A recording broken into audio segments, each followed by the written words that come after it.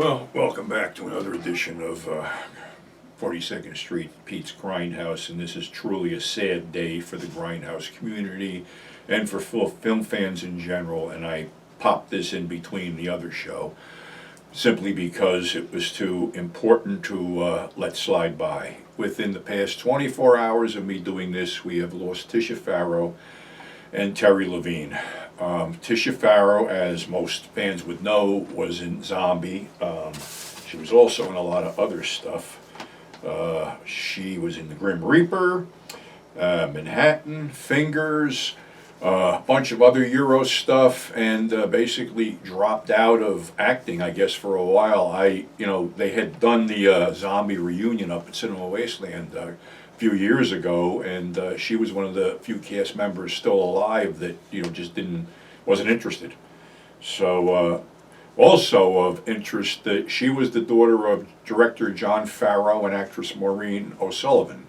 And John Farrow was one of the guys who almost created the Lost in the Jungle Surrounded by Cannibal genre with two films he did back in the day. Five Came Back was the first one, and Back from Eternity was the second one. The second one was in the 50s. It was actually a remake of the first one, but nevertheless, just very sad that, I don't think Tisa realized how many fans she had all over the world, and I believe she was 72 when she passed.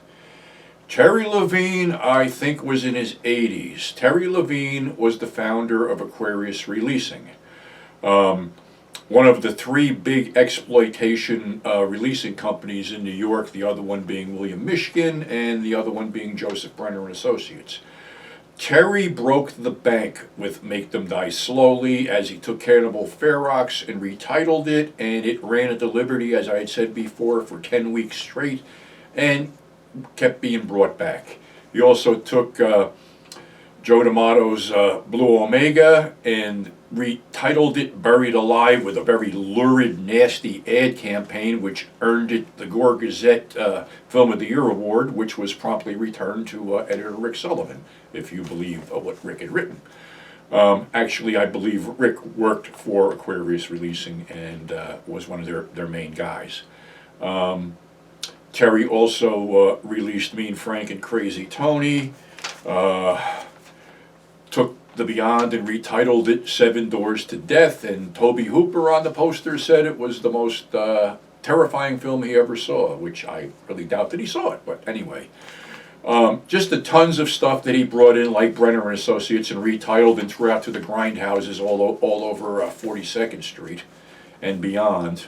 And last I had seen a DVD of Dr. Butcher MD, another movie that he brought in. Actually, he brought that in because he felt he wanted to top what Make Them Die Slowly had done. He took another Italian film, Zombie Apocalypse, or Zombie Holocaust, or whatever the fuck it was, and took some footage from an unfinished Roy Frumke's project with some zombies wandering around it and retitled it Dr. Butcher MD.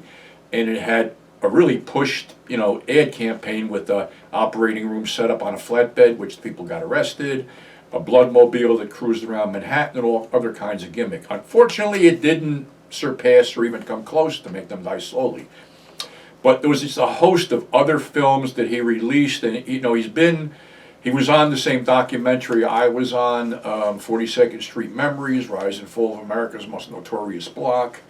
He was on the Dr. Butcher Blu-ray talking about that film. It's just a shame. If anybody should have written a book, it should have been Terry. And unfortunately, we're never going to know unless somebody has some interview or some footage or whatever about that whole company, because Terry's office was right above the Selwyn Theater, and I believe he up until the point when they had done the extras for Dr. Butcher, I believe he was still going back and forth to work.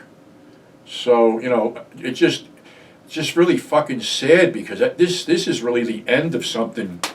One of the guys, the true guys that brought all these films to the forefront and had a blast doing it, and also a master of ballyhoo too.